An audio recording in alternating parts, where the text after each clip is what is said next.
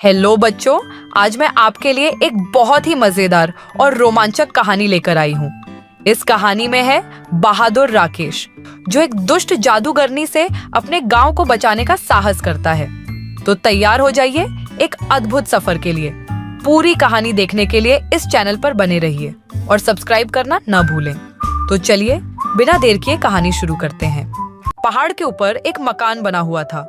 उसमें चित्रकला नाम की एक जादूगरनी रहती थी। वह काला जादू जानती थी। पहाड़ के नीचे तलहटी में एक गांव बसा हुआ था, जिस पर जादूगरनी ने अपने जादू से कब्जा किया हुआ था। गांव के लोग जादूगरनी से बहुत डरते थे। उन्हें पता था कि अगर जादूगरनी को गुस्सा आ गया तो अपने जादू से पूरे गांव को खत्म कर सकती है। इसलिए गांव वाले जादूगरनी को खुश करने के लिए उसकी हर बात मानते थे।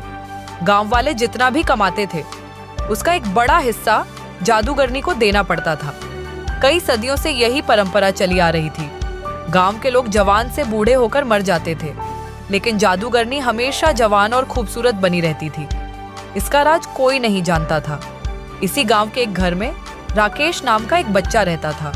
उसके पिता खेत में काम करते करते चल बसे। पिता के मरने के बाद राकेश ने खेती का काम संभाल लिया, लेकिन जितना भी अनाज वह मेहनत करके उगाता था, उसका एक बड़ा हिस्सा जादूगरनी को देना पड़ता था। एक दिन राकेश ने अपनी माँ से कहा, माँ, ऐसे तो हम कभी चैन से रह नहीं पाएंगे। इस जादूगरनी के कारण मेरे पिता की मृत्यु हो गई और अब मैं भी इसकी गुलामी कर रहा हूँ। राकेश की माँ ने कहा, बेटा, तुझसे पहले भी कई लोगों ने जादूगरनी का विरोध किया, लेकिन उसने अपने जादू से सबको मार डाला। हम कुछ नहीं कर सकते हैं। राकेश ने माँ की बात को बीच में काटकर पूछा, लेकिन माँ, कोई तो रास्ता होगा इस सब से बाहर निकलने का। राकेश की माँ बोली, बेटा, मेरी बात मान, जैसा चल रहा है चलने दे। राकेश उस समय तो चुप हो जाता है, लेकिन उसके मन में जादूगरनी से गांव वालों को छुटकारा दिलाने की बात घर कर गई। राकेश अगले दिन से अपने खेत पर काम करने जाने लगा, लेकिन उसका मन काम से ज्यादा जादूगरनी में लगा हुआ था। दोपहर को राकेश एक पेड़ के नीचे खाना खाने बैठा। वहीं उसके बराबर के खेत के दीनानंद चाचा भी खाना खा रहे थे। दीनानंद चाचा से राकेश ने अपने मन की बात कही। राकेश की बात सुनकर उन्होंने कहा, बेटा, बात तो तेरी ठीक है, लेकिन काम बहुत कठिन है। इसमें तेरी जान भी जा सकती है। राकेश बोला, चाचा, अगर गांव वालों को बचाने में मेरी जान भी चली गई तो मुझे खुशी होगी। आप कोई तरीका बताओ।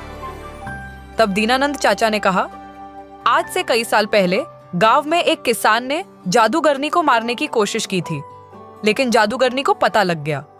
फिर जादूगरनी ने उससे बदला लेने के लिए उसका सब कुछ छीन लिया और वह उसे मारने की तैयारी कर रही थी, लेकिन वह पहले ही गांव छोड़कर भाग गया। तुम उससे मिलो। उसका नाम गोपाल है। वह पास ही के एक गांव में रहता है, लेकिन वह किसी से मिलता नहीं है। राकेश बोला, लेकिन क्यों चाचा? दीनानंद जी ने कहा, बेटा, उसे डर है कि कहीं जादूगरनी ने उसे मारने के लिए न भेजा हो। राकेश ने सारी बात समझ ली। अगले दिन वह दूसरे गांव चल दिया। वहां वह गोपाल के घर पहुंचा। बहुत विश्वास दिलाने के बाद गोपाल ने राकेश से बात की। गोपाल ने कहा, मैंने एक बार रात को जादूगरनी के महल में जाकर उसका गला दबाया, जिससे वह सोते सोते मर जाए, लेकिन वह मरी नहीं, क्योंकि उसने अपने प्राण एक तोते में रख रखे हैं। राकेश को बहुत आश्चर्य हुआ। उसने पूछा, लेकिन ऐसा क्यों चाचा? गोपाल ने आगे बताना शुरू किया। बात यह है कि जादूगरनी हमेशा जवान और खूबसूरत बने रहना चाहती है, लेकिन उसका जादू अपने ऊपर नहीं चलता। इसीलिए उसने उस तोते को पाल रखा है। उसे जादू से जवान बना रखा है। उसके अंदर जादूगरनी के प्राण हैं, इसीलिए वह भी जवान बनी रहती है।